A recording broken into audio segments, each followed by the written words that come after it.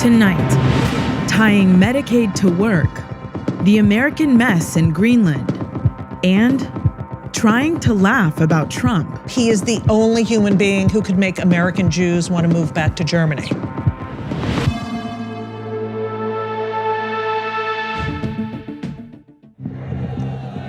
The head of the Pakistani army told an American counterpart today that Pakistan felt betrayed by President Trump's harsh criticism of its record on terrorism. On New Year's Day, Trump unloaded on Pakistan, accusing the country of harboring terrorists and saying that all the United States had gotten in return for billions in aid to Pakistan was, quote, lies and deceit. Shortly afterward, the administration began suspending military aid.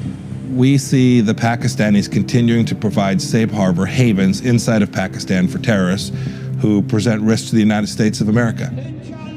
Pakistanis weren't happy, but neither side is owning up to the complexity of the situation.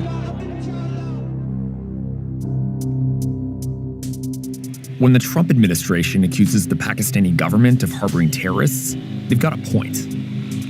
Osama bin Laden lived in comfort in Abbottabad for years, and Taliban fighters move back and forth across the border with Afghanistan, more or less at will. Still, Pakistan works with American intelligence to fight militants.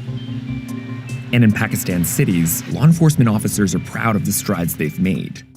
If you remember 4 or 5 years ago, we were facing a lot of terrorism, and there were many high-profile terrorist incidents throughout the country, including Karachi.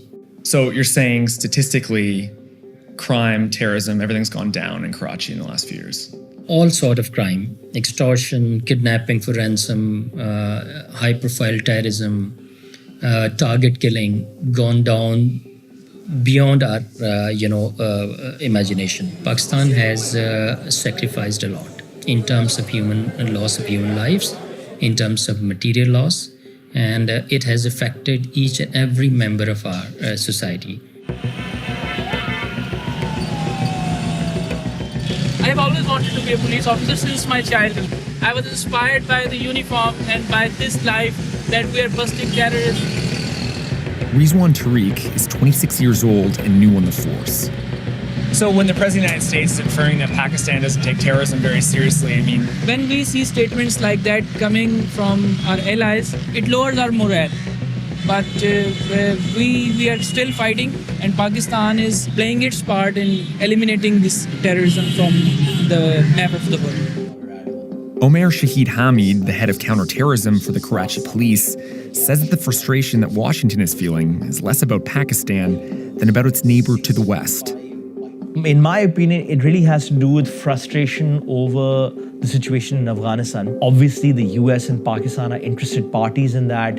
So I think this kind of lashing out against Pakistan represents frustration that there hasn't really been movement. And I don't think we're even close to anything resembling what the Trump administration or the Pentagon could call a win in Afghanistan. Hamid himself spent years in hiding when the Taliban targeted him for working against them. As you might expect, he doesn't have much patience for Twitter broadsides from thousands of miles away. The sort of situation that we face in this region would tax the best of administrators or presidents or whomever. And when you have someone like that sort of giving these very oversimplified bromides, it seems that the people in charge don't really understand the problem. And I don't think that's a good thing either for Pakistan or for the US. So if this security aid from the US does end, I mean, how is it going to affect Pakistan and the security in this country? I don't have the sort of exact figures, but I think already it was pretty much at a minimal level compared to, sort of the high point of the Bush administration and all.